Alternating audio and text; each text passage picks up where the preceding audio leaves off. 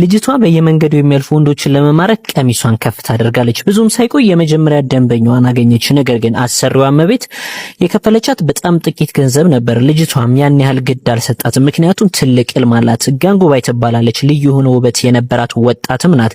ለጭፈራ ቤቱ ከፍተኛ ገቢ የምታስገኘውም እሷ ናት። የብዙውን ሰው ድጋፍ ለማግኘት ስትል ጋንጉባይ ጌጣጌጦቿን ለሌሎች ሴቶች ሰጥታቸዋለች። ሌላው ቀርቶ ለሴተኛ ዳሪዎቹ ቤት ራሱ ለመግዛት አቅዳ ነበር። አሁን ማዳሟ መጥታ ወደ ስራ እንዲመለሱ አስጠነቀቀቻቸው። ነገር ግን ጋንጉባይ ዛሬ የረፍት ቀናቸው እንደሆነ አጥብቃ ተከራከረች። ሴቶቹንም ይዛ ወደ ሲኒማ ቤት ለመሄድ ፈልጋለች። ታዲያ ሴቶቹም የማዳሟን ትዕዛዝ አልተቀበሉም። ይህም ማዳሟ በጋንጉባይ ላይ ያላትን ቂም ይበልጥ እንዲያገረሽ አደረገው።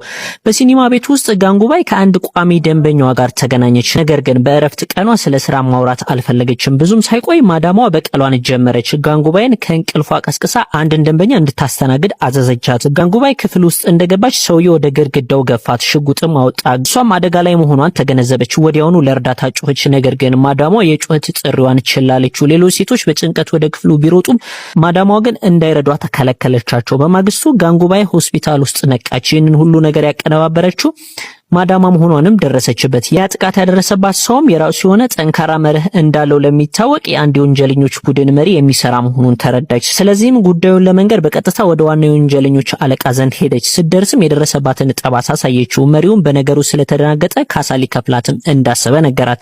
ነገር ግን እሷ አልፈለገችም። በምላሿም ስለተደመመ ወዲያውኑ ለ24 ሰዓት ሙሉ የሚጠብቋትን ሰዎች መደበላት። ብዙም ሳይቆይ ማዳሟ በድጋሜ ጋንጉባይ ያንኑ ሰው እንድታገኝ አዘዘቻት። እሷም በሚስጥር ለአንዷ መልእክት እንድታደርስላት ነገረቻት። ብቻዋን ወደ ክፍሉ ስትገባ ማዳሟ የጋንጉባይ ጩኸት እንዳይሰማ ሙዚቃውን ከፍ አድርጋ ከፈተችው። ከቆይታ በኋላም የወንጀለኞቹ መሪ ይመጣል። ከሰዎቹ መካከል ሁለቱ በሩን እንዲሰብሩ ያዛቸዋል። እነሱም የታዘዙትን በማድረግ ሰውየውን ከክፍሉ ጎትተው አውጥተው በመሪው ፊት አቀረቡት። የወንጀለኞቹ አለቃም ጥቃት አድራሹን መደብደቡን ያቆመው ጋንጉባይ ከክፍሉ ስትወጣ ነበር። የሰውየውን ዕጣ ፈንታ ሙሉ በሙሉ በጋንጉባይ እጅ ላይ ያደረገው።